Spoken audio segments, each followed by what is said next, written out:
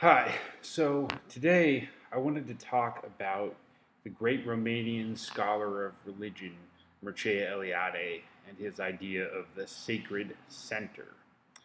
Now, the sacred center is a concept that describes something so blatantly obvious that you would almost forget to think about it because it's so fundamental to the way we perceive reality and the way we interact with the world. Um, so, Eliade's basic idea is that in order to orient ourselves in the world, we need to create centers. So, an example of a sacred center, a really fundamental one, would be the Kaaba in Mecca. So, what does the Kaaba do? Uh, in case you don't know, the Kaaba is a cube shaped black box that contains a fragment of a meteorite that apparently fell to Earth, as meteorites do. So it symbolically connects heaven and earth, right? Because there's a fragment of heaven sitting in this box, and that's something that all the sacred centers really do is they symbolically connect our world with something higher, some sort of transcendental level of reality, whether that's the world of the gods or of a god or of some other conception of ultimate truth, like the Tao or Brahman or something of that nature. Those are concepts from Taoism and Hinduism, respectively. So, anyway, the Kaaba was, according to legend, originally made by Abraham and his son Ishmael was the forefather of the Arabs. And Abraham would go on vacation to Mecca to visit Ishmael. And he would, down in Mecca, get some sun in the sand. And on one of these trips, he constructed a shrine. And that shrine was originally devoted to one god, to the god of the Israelites, uh, who Abraham worshipped. He was, a monotheist.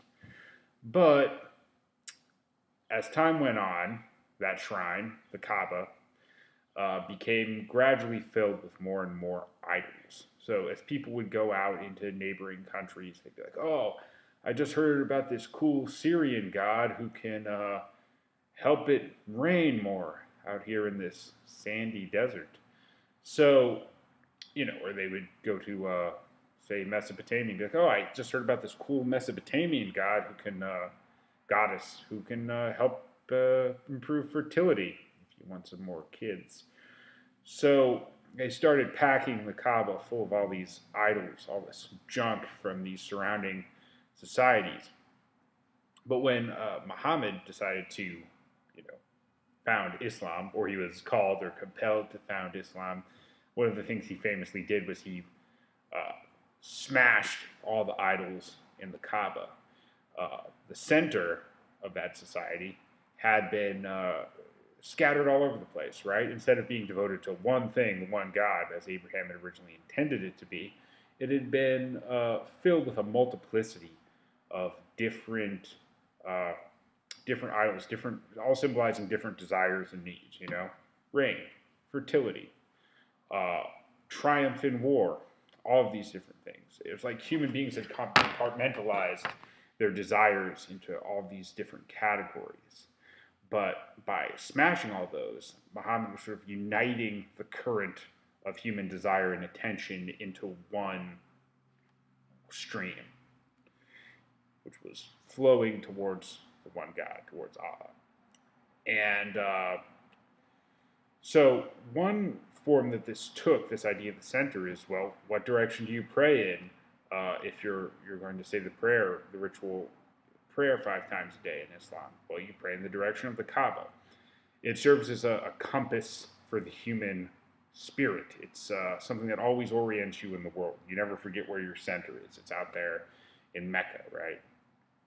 So if you're in America, you pray to the east. If you're in Malaysia, I would assume you pray to the west because it's, yeah, closer. I mean, technically, if you pray in any direction. I guess like if you were a Muslim praying in the West, you'd just be taking a longer route to Mecca, but you'd be getting there, right? It would just be not the quickest curve.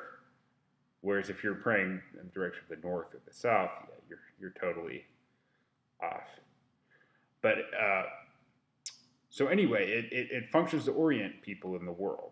And if you're a Muslim, you're orienting yourself 5 times a day. You're reminding yourself of what's really important. Oh, it's symbolized, by this black box out there in Mecca, which is devoted to the one true God, and it symbolically connects Earth and heaven with its meteorites. I'm not sure people think, oh, this symbolically connects Earth and heaven because a meteor falls from heaven. Actually, this is kind of a digression, but I was just reading that in ancient times, people thought that meteors actually were like chips that fell off of the sky, which they imagined was a real ceiling. So, yeah, the sky is just sort of this blue rock ceiling over your head, and sometimes little chips of it will fall off, and they'll come down to Earth. So that's what they thought meteors were. I guess the stars in these ancient philosophies were just like the same way in your room. You have when you're a kid, you have those glow in the dark stars that you put on the ceiling. I guess that's kind of what they thought the real stars were. Obviously, in later cosmologies, like in Greece, they thought the planets were rotating around the Earth. But I guess in certain schools of thought, Mesopotamia, Semitic schools of thought, the sky is like a literal it's a rock wall. Anyway, so we've established that the sacred center is something that orients you in the world. A Christian example or a Jewish example would just be the whole city of Jerusalem, which actually Muhammad originally had his followers pray in the direction of Jerusalem, because it's associated with all the prophets, all the sacred symbolism. It's a good direction to orient yourself towards. But when he took over Mecca, he was like, okay, we're gonna, that's a little secondhand to just inherit Jerusalem, right? We want our own thing. But for Christians and Jews for a long time, Jerusalem was the center of everything. And Dante in the Divine Comedy, you can tell that he imagines Jerusalem as being at the center of the world. It's at like the North Pole, which is confusing because I don't know what the North. Well, it's not at the North Pole exactly, but it's at like the center of everything. The North Pole is some other direction, and it's on the other side of the world. There's the mountain of purgatory, but Jerusalem is at the very center. And why shouldn't it be? Come on, Jesus lived there, died there, was crucified there. All sorts of great historical happenings were there. All the greatest hits of the Old and New Testament were in. Well, not all of them, but a lot of them were in Jerusalem. It's for sure the Beatles One collection of holy cities. Though Varanasi in India kind of gives it a run for its money. But and for the ancient Jews, the Temple of Solomon, which is right there in Jerusalem, we still have the Wailing Wall, which is supposedly a decent-sized chunk of Solomon's temple. Though I've heard people claiming, that's just some wall from an old Roman fort, which would be a pretty ironically disappointing discovery. But I don't think that's true, or whether people know that's true. But anyway, like the same way the Kaaba connects heaven and earth because it's devoted to the one God who lives in heaven, and it's got a meteor in it that fell from heaven. The Jewish temple, in the Holy of Holies, that's a place where God dwells. There used to be in the inner sanctum of the temple these statue of these two cherubs, these two angels, which I think were supposed to represent.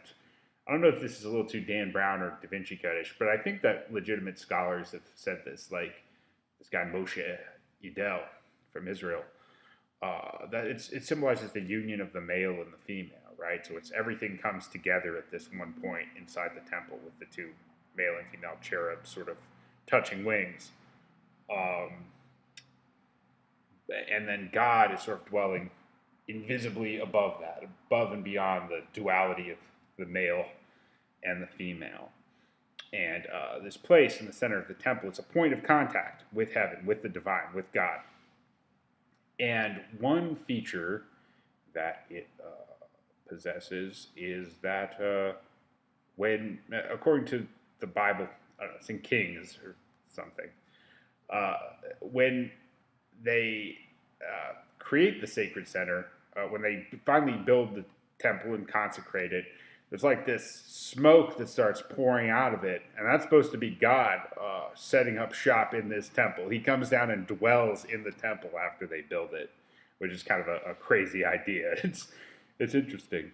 Um, and so we've covered the Abrahamic monotheistic religions, which often in the West people think that's like those are the only religions on the block, but obviously they're not. And I think sometimes people think that like they've heard of Christianity, they've heard of Judaism, they've heard of Islam, so they think that like there's like 100 million Christians. No, I mean like a billion Christians, a billion Jews, and a billion Muslims, or something like that out there. And it's like, nah, there's like 15 million Jews. Okay, I don't know if that's the exact correct number, but it's not that much.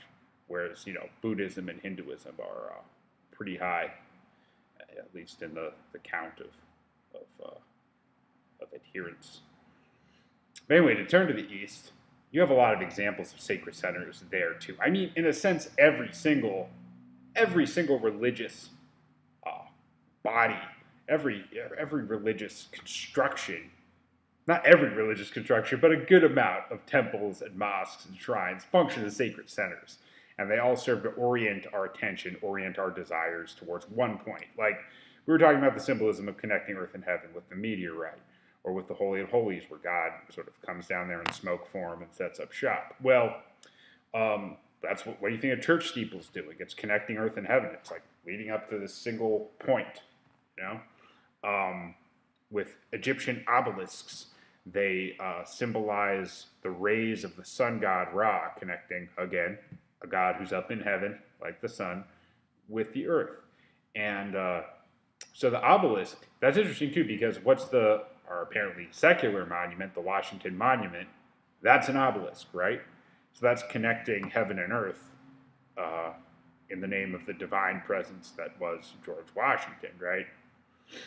But to get back to the Eastern religions, so like similar to the construction of the Jewish temple, the way there's a Holy of Holies, there's also an inner womb, as it were, in a lot of Hindu temples, And there are these Buddhist structures, stupas, and also, I forget what they're called, but they're like stupas. They're places where you inter the ashes or relics of a dead Buddhist master.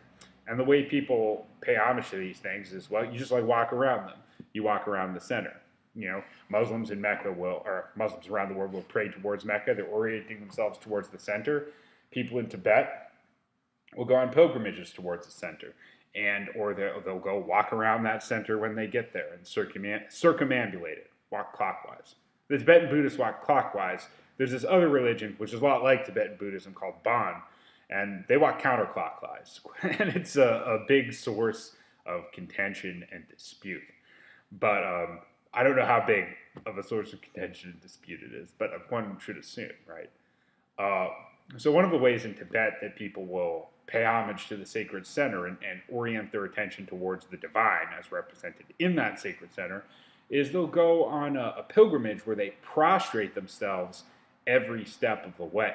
So you take one step and then you do a full prostration and lie out on the ground, full body. Then you take another step and you do that all over again. Then you get back up and you do it again and again and again. And they'll go for like miles and miles and miles and miles until they finally get to the shrine they're going to.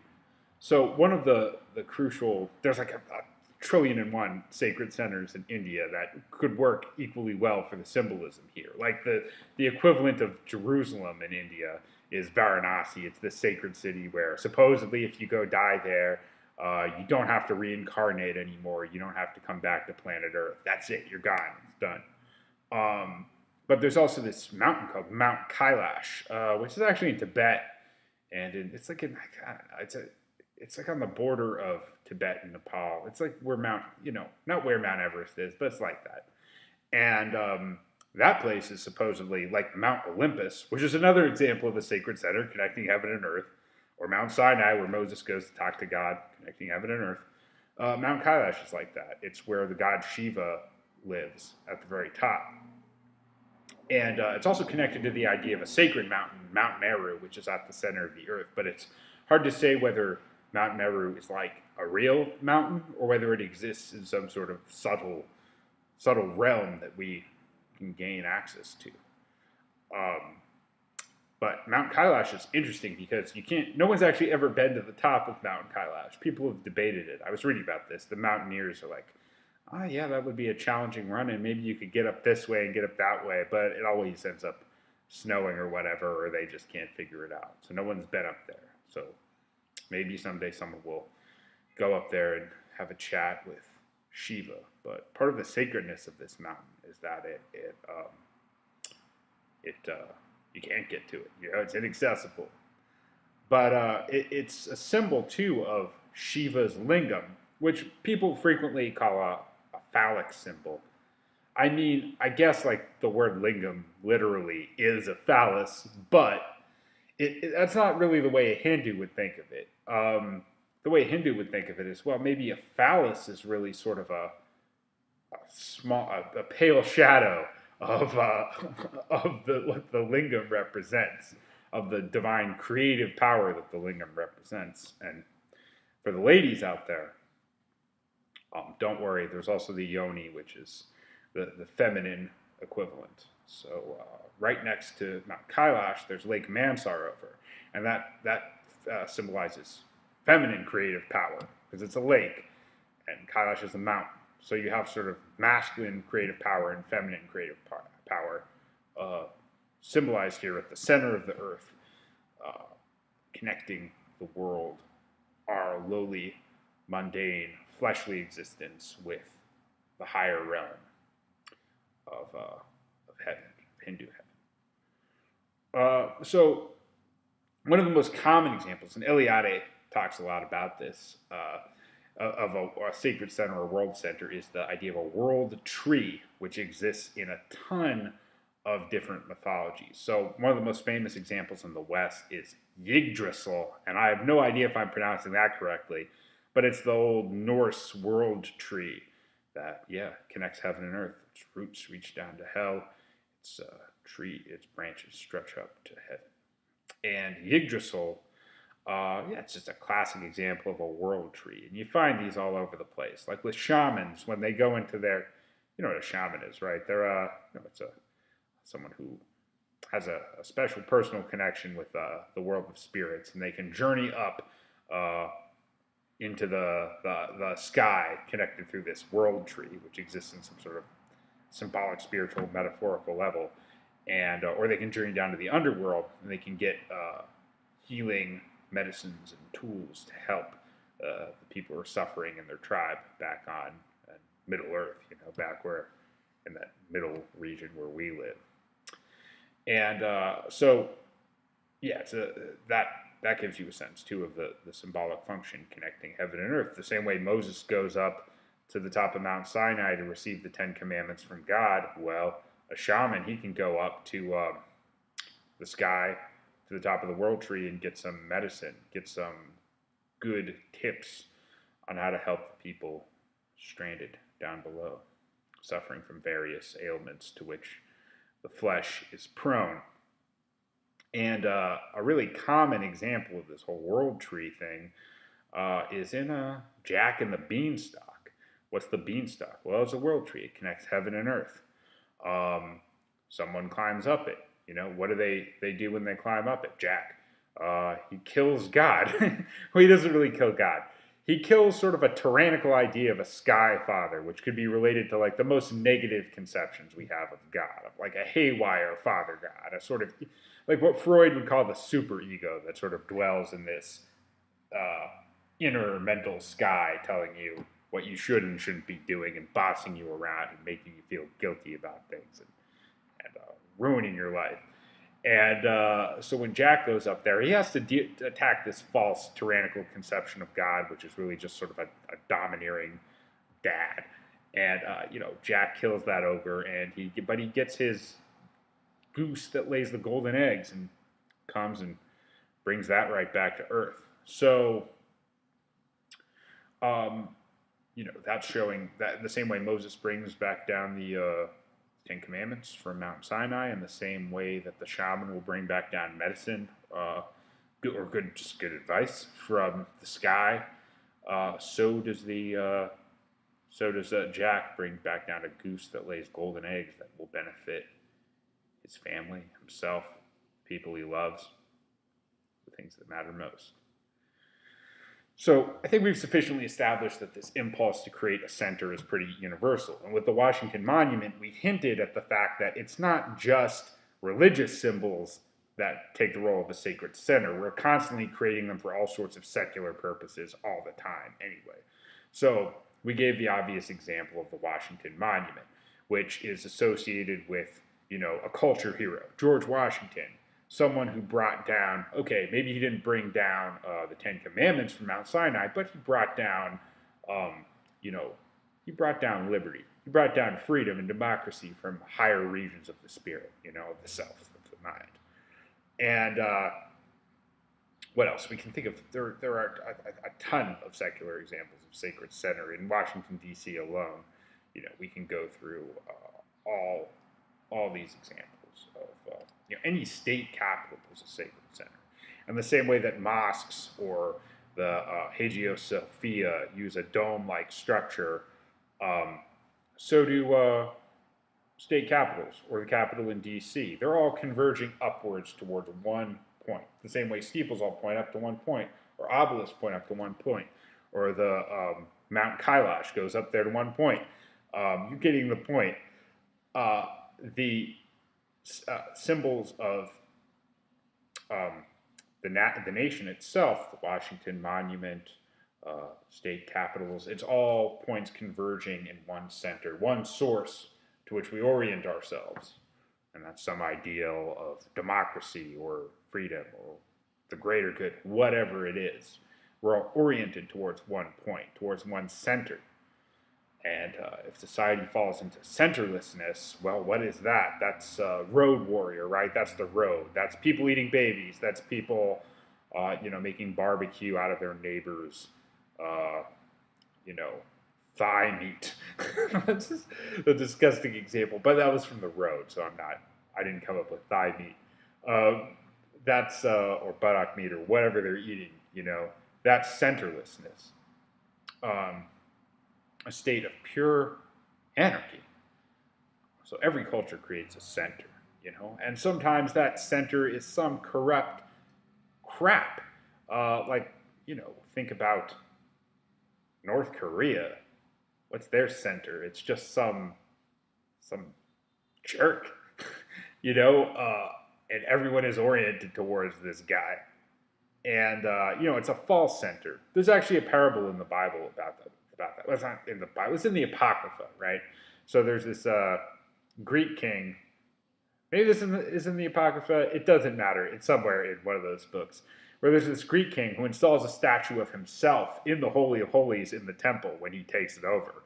In the temple in Jerusalem, which is like, the ultimate in blasphemy. And that kind of becomes a symbol for installing your own ego in the center of the world instead of God. And what's your own ego? It's just a bunch of desires and random bullcrap that you think is really important. So it's not a real center. And so if you're living in that state of centerlessness, where there's your ego or just someone's ego at the very center of that society, that's bad news, right? That's Stalin. That's Mao. That's the Kim Jong-un Sung an ill clan. It's Muammar Gaddafi. So, and how does it always end? Well, it ends with things falling apart or not working, or you have to get some new center, you have to reorient attention away from the ego towards the one true God. Of course, that was what Muhammad was trying to do when he smashed all those idols and but he left the meteor intact, and he also left an image of Jesus and Mary intact because, come on, those are holy figures, right? He's not going to smash a picture of Jesus. Um, so anyway, we see how these external symbols, these things we build in the world, churches, temples, mosques, how they function to orient our attention towards a center. But if we get into the more mystical dimensions of religion, to the inner realm of religion, I think we get to what the sacred center idea really points towards and what really makes that idea important. And that idea is the idea of creating a center within yourself, a center that won't be subject to just getting split up into a bunch of different pieces of desire and whim and vanity. It's a solid thing because it's committed towards one true principle, one true guiding meaning, one point that those steeples are all pointing towards, or the obelisks are all pointing towards. It's pointing towards the highest,